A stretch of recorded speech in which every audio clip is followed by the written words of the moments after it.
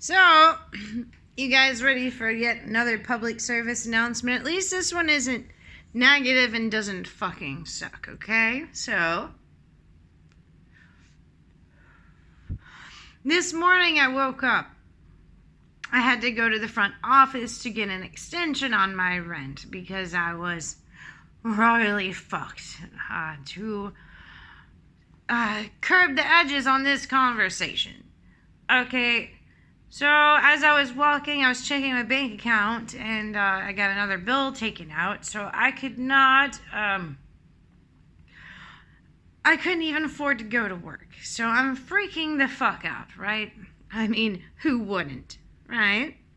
So, I go to the front office, I'm still not crying, but everything already makes me want to curl up in a ball and say, fuck today. But I marched forward, as much as I didn't want to. I got the paperwork to send to some people that can help me. And I left with a towel between my legs and went back to my room. Being like, what friend can I pester and bother today to make sure that my ass doesn't get canned? And, so, my lovely friend Dana this time reached out to me, and much respect to also, Danny and, Ray. Those three people are my guardian angels, and I don't take that for granted for 1 second. I'm so blessed to have all three of you. And Ray, oh my God, dude, I owe you so much money. I don't even understand why you still help me. I mean, I'm fucking crazy, but... Okay, finishing this story. So, Dana gave me the money so I could go to work, and, thank you so much. You don't know how much it means to me.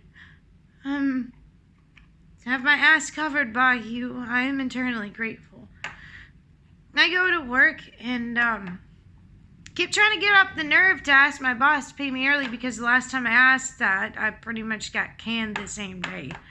So, anyways, I'm not trying to be emo. I'm really trying to be pretty cohesive. It's happy tears, believe it or not. So, I get to work and I'm hysterical in the morning. I hadn't heard from my fiance in like 4 days. And I even ejected him from my Facebook because I felt so abandoned, so neglected. And I was so scared something bad happened to him. And all the thoughts were rushing into my head.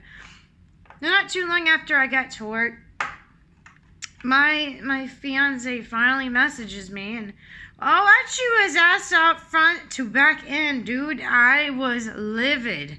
I don't know how many times he said he was sorry to me, and I was just like, no, yeah, you're fucking sorry. You fuck yeah, sorry asshole.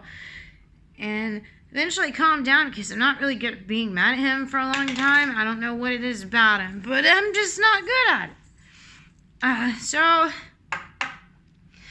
anyways, I start trying to trip this other lady, and I send the information into a group willing to help, and I start calming down somewhat, and I'm like, well, fuck, I mean, I'm still behind on my rent, and it's going to take up to 72 hours to hear from these dudes to help me, but I know that my front office where I live knows about it because they're the ones that gave me the information.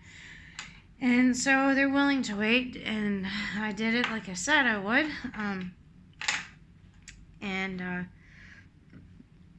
Actually, before I even heard from Mahib, the icing on the cake of where I almost lost my insanity, is I talked to one of my not really friends that is a billionaire, and he thinks that he can just walk on ice.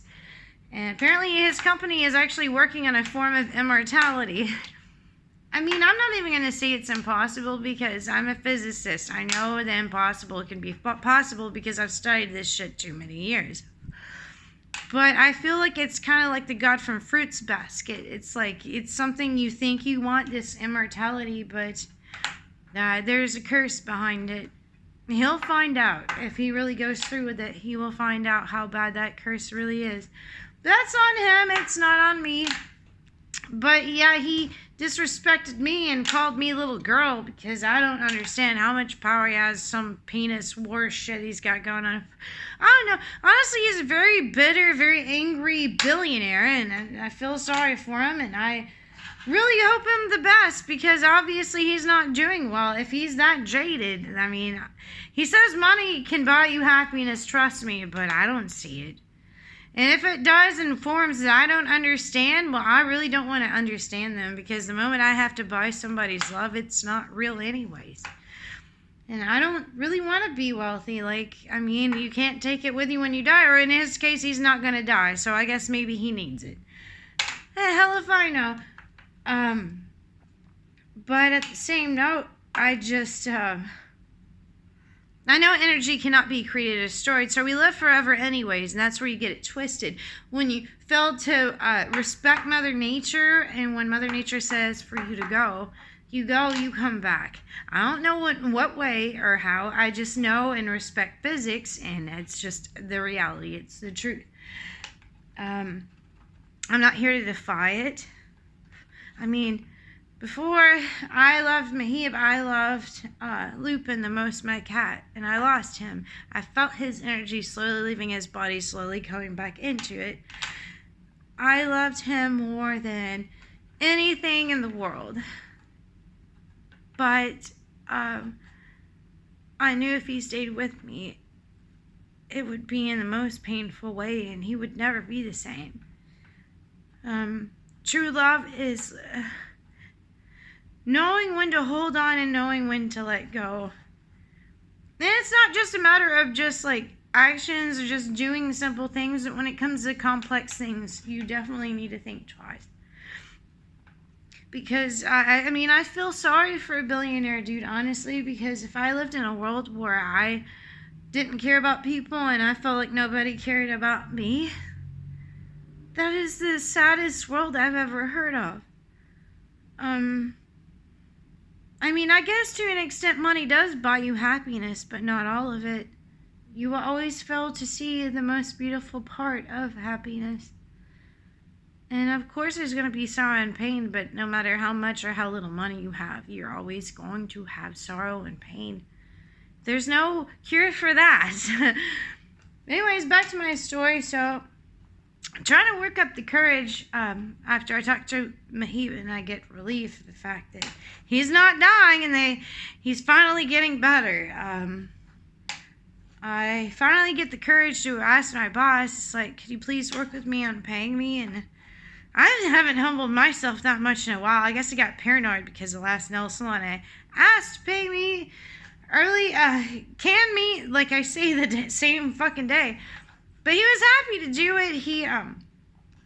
He paid me like in an abnormal way that I never had a boss pay me, but just straight up like printed off the receipt for the payout. And he was like, so you need to go through Zelle. And I was like, I don't know what the hell Zelle is. He's like, it's through your bank. I looked it up. He was right, but I was like, I mean, I believe you do, but apparently you're more tech savvy than me. I don't know, man. Anyways, like, I had to figure it out and work out all of that shit, and I didn't have time. I was stressing. And he told me, he's like, how about this? He's like, he eventually just gave me cash money. I mean, it's on paper. He's not shady like Bruce was. But he does a very lawful business. I just never seen a boss do something so unstructured or whatever sarcastic shit I can say. And he did it because he gave a damn. But anyway, so to go on with my day, because this was a big one. He's like, okay, so you got like a Venmo, Cash App? I'm like, either one, dude. So he sends me a Venmo and I transfer it to my bank. He was like, so we're closing. He's like, get your stuff. Let's go. I'm going to take you home. And he realized that I've been struggling so much, and he just gave a shit. And I was just like, my first thought, though, was because of my luck. I was like, oh, God, is this going to turn weird? I'm just going to go with it, though, because he's my boss. He's never done anything wrong to me, so... I hop in his big-ass redneck truck, and I'm 5 feet tall, and that truck is... you literally got a jungle gym up that goddamn thing. It's fucking crazy, man. So anyways, I love this thing. I will always love it. So anyways, so... on my way, home, he tells me something. He's like, look, I just want you to know, like, I just want to be your boss, but I care about you, and I hope maybe we can be friends. And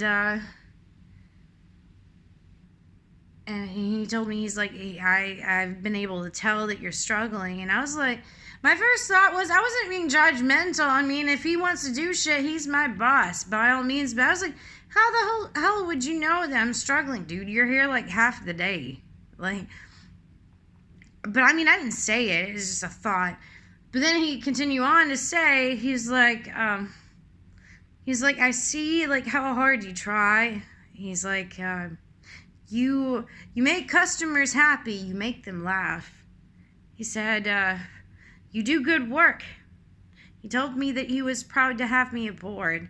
And he told me, he knows, he's been in Murfreesboro like 15 years. He knows people that can do all kinds of shit in the city. And he told me, even when I was ready, he's like, that he would be more than happy to find me a car for really cheap that's reliable. And he said that he overheard the fact that I know how to fix cars and shit, so he's going to take that into accountability, but he's going to make sure it's nothing crazy, like an engine issue. Which blew my mind, because, like, for him to know me, like, 5 days? He's an incredibly observant dude. And to just straight up say off the jump that he just wants to be my boss and hopefully my friend, I mean, what a good fucking boss. Like... after all the bad luck I've had, which has been really bad to the point where I think a lot of you dudes even think I'm making it up, or maybe you just don't give a damn to help me because somehow it's my fault. I don't really know. It's probably a combination of all of them, just contingent on the person that is watching this video. And if you thought it was because I wasn't trying hard enough, I really hope you know, shame on you. But I'm not going to yell at you, and I forgive you already. I just hope you realize that you were wrong. Especially considering the fact of how sick my fiance's been, and how I've barely been able to keep it together, and how I got so fucking enraged and felt such a lack of control over my emotions that I literally ejected him from my Facebook like a psycho. But you have to understand, when I feel abandonment, I just lose all emotional control. I'm a human being, okay? Just like you. And believe it or not, if you've known me long enough, you know my luck actually can be that bad, and it has been many times. It's not a joke. I really am that unlucky sometimes.